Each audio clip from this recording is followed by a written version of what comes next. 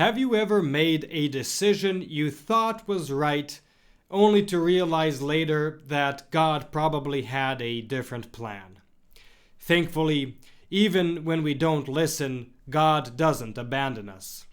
What you're about to hear is a powerful reminder of that. Stay tuned to hear the story. Welcome to Following Padre Pio.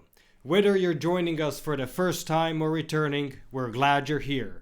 Today's story from Padre Pio's life may inspire you in ways you didn't expect. Now let's dive into today's story. Today's fascinating story comes from the book Amazing Miracles of Padre Pio and the Stories Behind Them by Frank M. Riga.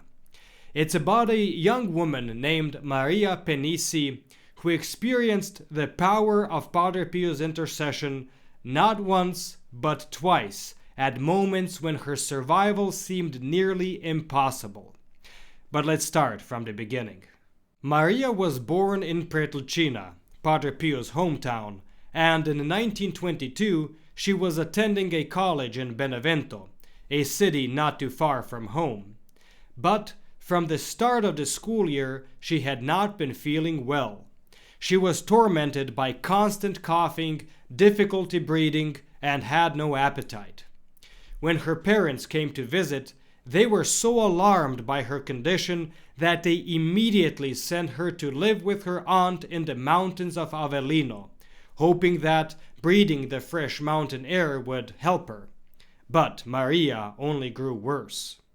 Her father, Carmine, brought her to Naples to consult one of the most respected doctors of the time, Dr. Castronuovo.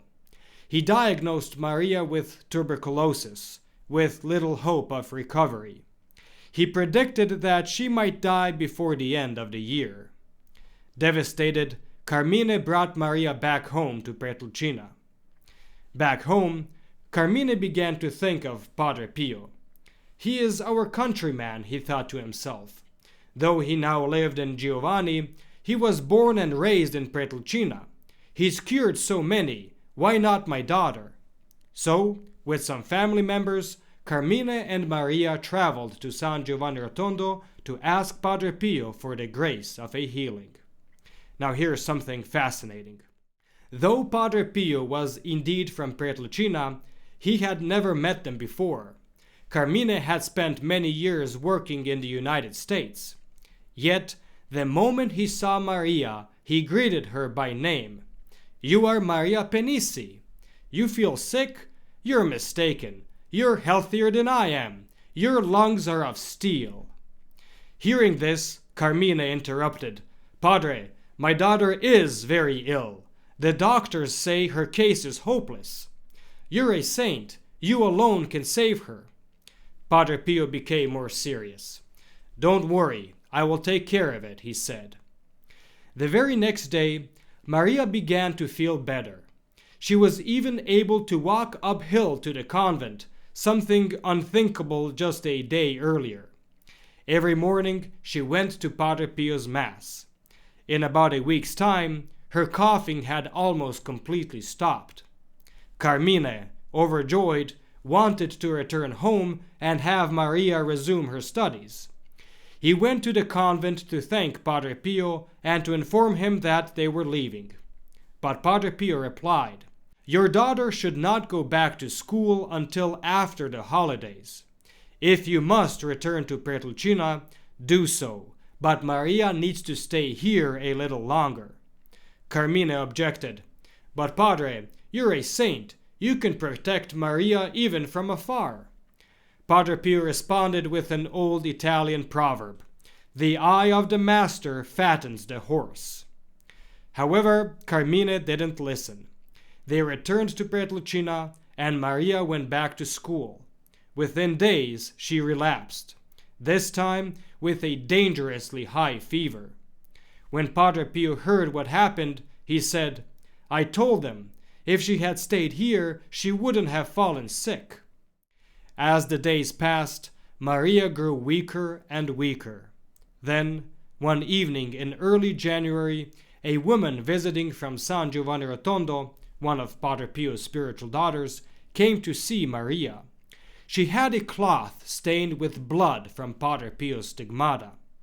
With her parents' permission, she pressed the relic to Maria's chest. Almost immediately, she began to feel better, and she fell into a peaceful sleep. An hour later, she awoke, her fever gone.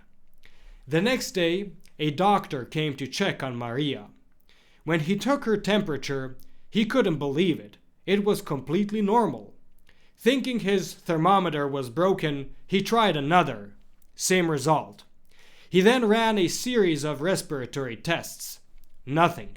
Maria was completely healed. Carmine traveled to San Giovanni Rotondo to inform Padre Pio and ask if Maria could return to school. This time, when Padre Pio said, "Wait another 12 days, Carmine didn't argue. Maria eventually returned to school and, despite missing 53 days, finished first in class. When she came back to San Giovanni to thank Padre Pio, he gently corrected her. "Give thanks to the Lord, who has stopped your coughing and cured you again this time. You must give thanks to him and to no one else." And with that, the story concludes. Isn't that incredible? Once again, we see how Padre Pio's intercession was a channel of God's mercy. Even in disobedience, grace prevailed. It makes me stop and think, how often do we rush ahead with our plans instead of trusting in God's timing? So if you're going through something right now, don't give up. Ask Padre Pio and Our Lady to pray for you and trust in God's providence. Thank you for watching. If you enjoyed this video, please like and share to help spread Padre Pio's message. Don't forget to subscribe and click the bell so you never miss our latest uploads. Want to deepen your connection with Padre Pio?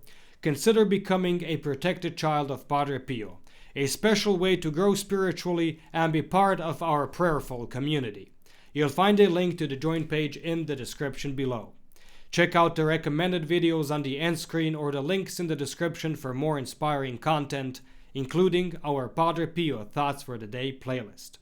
May Our Lady and Padre Pio bless you, and we'll see you in the next video.